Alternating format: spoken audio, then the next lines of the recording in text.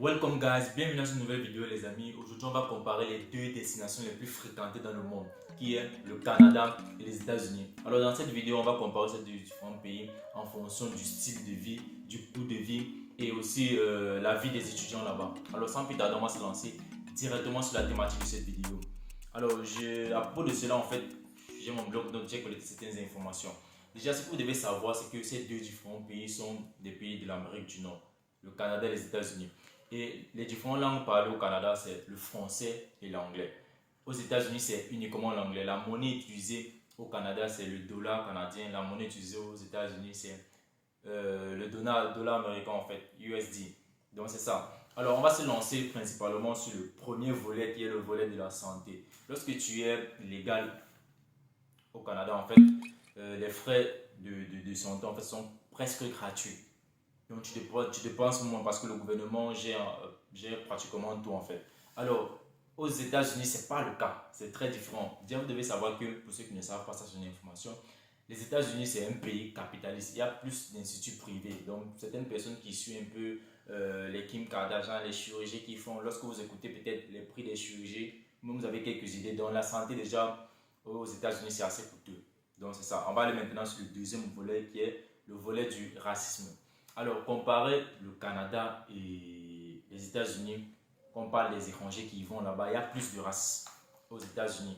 Donc, pour certains d'entre vous qui feuillettent les réseaux, etc., vous allez voir, parce que chaque mois, il y a des cas de racisme, etc., Black Lives Matter, etc. Donc, c'est un peu ça. Alors qu'au Canada, c'est quasi inexistant en fait. Moi, je n'ai pas encore suivi d'informations à propos du Canada, peut-être à propos du racisme, parce que c'est venu sur les réseaux. Donc, c'est un peu ça. On va aller maintenant en fait sur le troisième volet qui est la procédure, donc pouvoir immigrer vers ces deux différents pays-là. Alors, vous devez savoir déjà que la procédure du Canada, elle est assez facile et moins coûteuse comparée à celle des États-Unis. Déjà, le Canada, il facilite la procédure. Pourquoi? Parce que leur population, elle est assez vieillissante. Ils ont besoin de main-d'œuvre, ils ont besoin d'une main jeune en fait qui va faire des travaux pour eux. Or qu'aux États-Unis, la population déjà est assez nombreuse et la population n'est pas vieillissante. Donc ça c'est déjà la différence entre les deux. Alors pour toi qui regarde cette vidéo et que je ne me suis pas présenté, moi c'est Franck pour la portée de la chaîne étudiant en Chypre du Nord pour cette page Facebook étudiant en Chypre du Nord. Alors sur mes différents réseaux, on parle principalement des études à l'étranger, des études en Chypre du Nord, du développement personnel, de tout ce qui vous permet d'augmenter vos connaissances à propos du monde. Alors la première chose que je vais te demander de faire, c'est de t'abonner, activer la notification pour être toujours notifié quand je publie une nouvelle vidéo et me laisser un pouce bleu. Alors on continue sur nos différents volets. On va maintenant aller sur le quatrième volet qui est les frais des études. Alors, les frais des études au Canada, en moyenne, la scolarité au Canada, c'est 13 000 dollars par mois. Par an, désolé. 13 000 dollars par an. Ça, c'est la moyenne. Donc maintenant, dépendamment de l'école dans laquelle tu vas postuler, ou peut-être la ville dans laquelle tu vas étudier, ou quoi que ce soit, cela peut augmenter ou peut être réduit. Ça, c'est la scolarité normale, sans bourse de réduction. Donc, n'allez pas confondre en fait. Parce que maintenant, il y a des bourses de réduction, des bourses d'exemption en fait. Et aux États-Unis, la scolarité en moyenne, c'est 40 000 dollars. Ça, c'est aussi la moyenne. Donc, dépendamment aussi peut-être de la ville où vous allez étudier, de l'université, cela peut être augmenté ou cela peut être réduit. Donc, c'est ça. Alors, on va aller sur le cinquième volet qui est le climat, les amis. Alors, ça, c'est la partie en fait où les États-Unis gagnent peut-être, je pourrais dire, 2 points.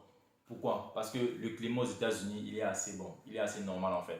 Même pendant l'hiver, il ne fait pas très froid comparé au Canada. Alors au Canada, en hiver, les amis, si tu n'aimes pas le froid, parce qu'au Canada, des fois, il fait moins 34 degrés, moins 40 degrés. Donc si tu n'aimes pas le froid, ne va pas au Canada. Alors on va aller maintenant sur le sixième volet, qui est le volet des jobs, du travail. Alors il est plus facile pour toi qui es immigré au Canada, il est plus facile de trouver du travail au Canada après tes études ou peut-être venir en tant que travailleur pour voir, je ne sais pas, travailler au Canada en fait. Or qu'aux États-Unis, c'est plus difficile en fait. Comme je vous l'ai dit, il y a certaines personnes qui font même 2 à 3 jobs et la population là-bas n'est pas vieillissante comme au Canada. Donc ils ont une population jeune, ils ont déjà une main d'œuvre. C'est juste l'insertion en fait qui sera un peu plus facile pour toi. Alors, qu'est-ce qu'on peut dire comme récapitulatif?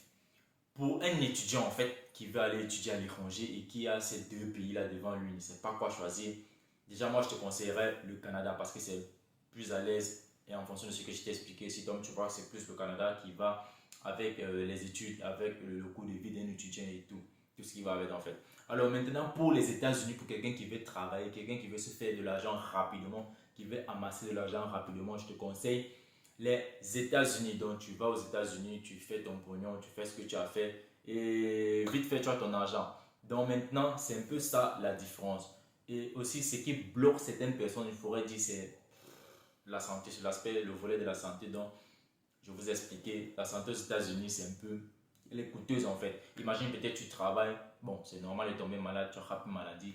Peut-être toutes tes petites économies, vu que la santé là-bas elle est coûteuse, tu vas aller dépenser tout cela à l'hôpital. Et ce qui fait que bon, tu peux reprendre à zéro, ou soit tu es en train de travailler et ensuite c'est pour payer tes frais d'hôpital que tu as dépensé quand tu étais malade en fait.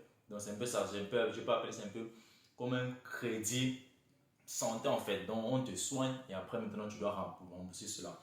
Alors cette vidéo c'était en fait faite pour cela, pour comparer ces deux pays, le Canada et les États-Unis. Alors je ne suis pas expert en immigration ou quoi que ce soit. Tout ce que je viens de partager avec vous sont mes différentes expériences avec les différentes informations que j'ai collectées. Donc c'est à toi de décider quel pays en fait te va le mieux en fonction de ce que tu veux faire. Soit les études, soit juste le tourisme même, soit tu vas aller travailler dans l'un de ces deux pays-là. Alors moi c'est Franck pour la portée de la chaîne étudiant en Chine du Nord, la portée de la page Facebook étudiant en Chine du Nord. Si tu as aimé cette vidéo, n'hésite pas à la liker, à la partager, à me laisser un pouce bleu. On se donne rendez-vous sur une autre vidéo, dans une autre thématique. Big up!